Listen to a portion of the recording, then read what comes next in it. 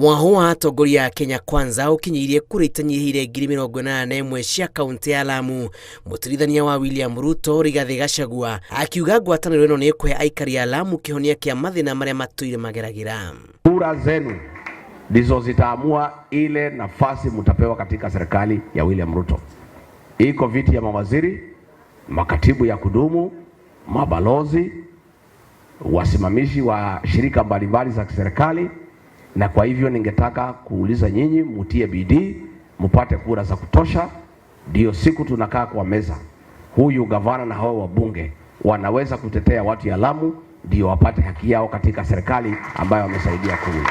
Na Mheshimiwa Ruto na sisi sote wa Kenya Kwanza tunahitajia kura zenu. Tumeifanya kazi pakubwa kama timu Kenya Kwanza, ambao ningependa kuwapongeza Deputy President pamoja na President pamoja na timu nzima ya Kenya Kwanza.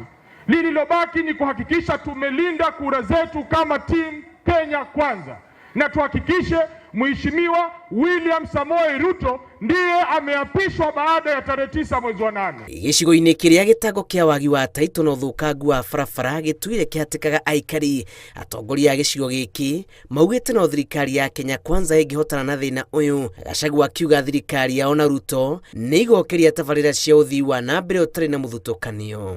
Muda uliobakia ukiambiwa kutoa kitambulisho ati kuna unga ama kuna kazi za mtaani ama maneno namna hiyo, musitoe vitambulisho wala namba ya vitambulisho musipeane.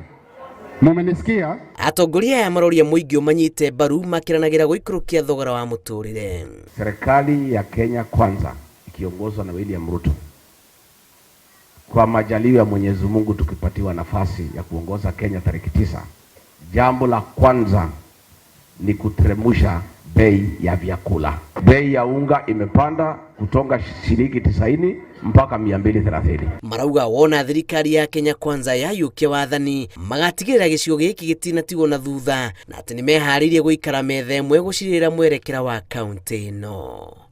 Ngĩribotera Inooro TV, njĩtagwo Julius Kareithi wa Mũnene.